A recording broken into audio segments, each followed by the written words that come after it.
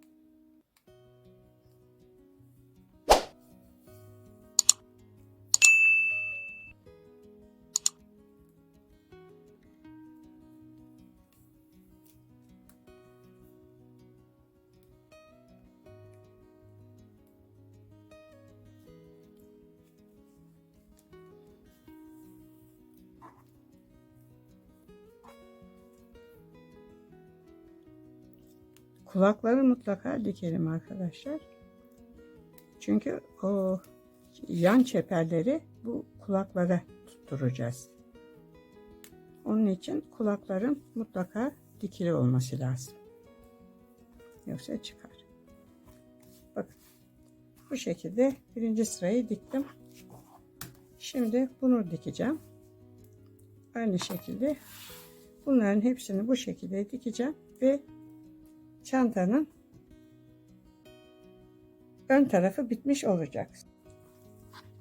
Küçük çantayı diktim. Bu arkası, bu önü olacak. Bu şekilde. Şöyle kilidini taktım buraya. Şu kilit de burada. Bunu da bu şekilde arkadaşlar şöyle arkaya dikeceğim. Şu şekilde kapatma şekli bu olacak. Fermuar yapmıyorum. Şu metalin gözükmemesi için de şöyle bir deriden süs yaptım. Buraya bunu dikeceğim. Çeperi diktikten sonra. Şimdi bu böyle arkadaşlar küçük çanta.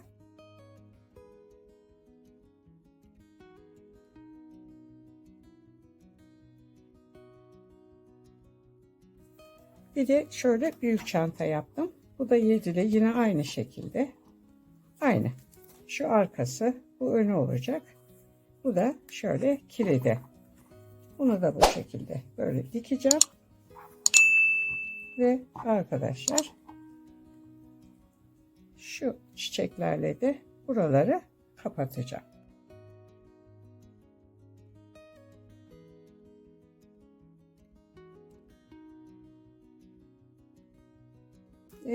Bu çantanın şu yan çeperlerini yapacağız. Yani körük de diyebiliriz. Ama ben çeper diyorum. Bunun için kullandığım kağıdın ölçüsü arkadaşlar şöylesi 2,5, böylesi 11 santim. Bu şekilde karikatür dergilerinden olan kağıtlarımı kesiyorum, bantlıyorum ve yapıştırıyorum. Bakın burada gördüğünüz gibi kağıdımı kestim, bantladım ve önce şöyle boylamasına ikiye katlıyorum. Sonra bunu elde ettiğim şeridi şöyle ikiye katlıyorum.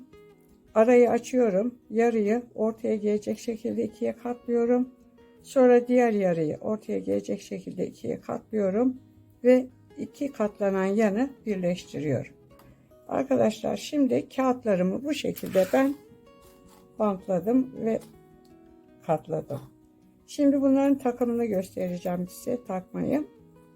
İki kağıdımı bu şekilde tutuyorum ve birbirinin içinden geçiriyorum.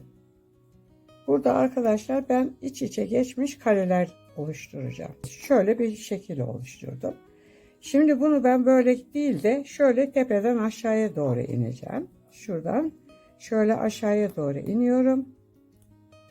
Ve burada bir kare oluşturuyorum. Bakın şöyle minik bir kare oluşturdum. Şimdi şu ara açık. Gördünüz mü? Buradan arkadaşlar şu şekilde şu aradan şöyle yukarıya çıkacağım. Kare içinde kareler olacak. Böyle. Şöyle oldu. Şimdi bir tane daha alıyorum. Bunu da şöyle yukarıya doğru. Uzun şeritler yapacağız. Arkadaşlar bununla ilgili ben bir köşeli çanta yapmıştım.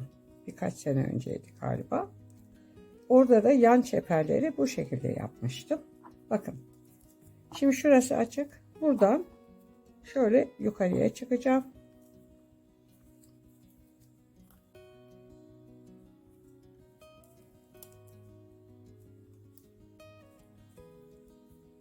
Bunların hepsinin resimlerini arkadaşlar videonun içinde paylaşacağım.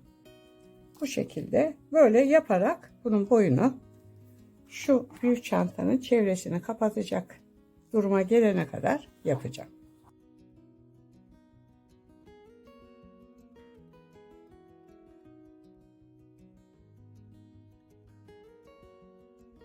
Bakın arkadaşlar, yaptım, bitti. Şöyle şuraya geldim. Şimdi bunun iki ucunu kapatmam lazım bitmeden önce. Onun için de şu kağıdımı ortadan ikiye kesiyorum. Bu şekilde yarısını alıyorum. Yarıyı şu çataldan içeriye geçiriyorum arkadaşlar. Kenar kapama yapıyoruz. Bakın. Bu şekilde içeriye geçirdim. Bir döndüm. Bir daha döndüm.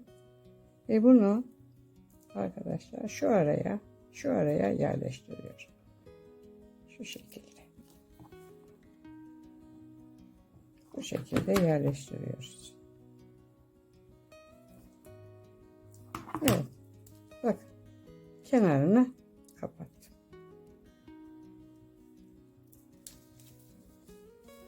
Aynı şekilde arkadaşlar bu tarafı da kapattım. Bakın burayı da kapattım. Şimdi dikmeye geçiyorum. Arkadaşlar buradan başladım dikerek. Bakın şuraya kadar geldim. Şöyle devam ediyorum. Buradan yukarıya çıkıyorum. Dikme şeklimiz bakın hepsinin araları kapandı. Şuralar açık, bak görüyor musunuz? Buraları dikiyoruz. Şuradan içeriye geçiyorum. Şu aradan yukarıya çıkıyorum. Buradan tekrar böyle iniyorum. Buraya dikildi. Bu tarafa geçiyorum. Uzun uzun göstermiyorum arkadaşlar. Çünkü bunların dikimi zaten belli. Ayrık olan yerleri dikiyoruz. Şuradan girdim. Şuradan tekrar yukarıya çıktım. Buradan buraya geçtim.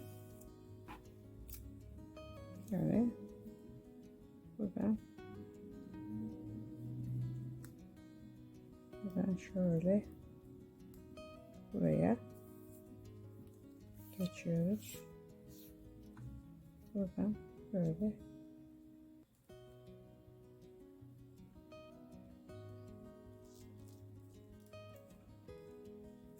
şöyle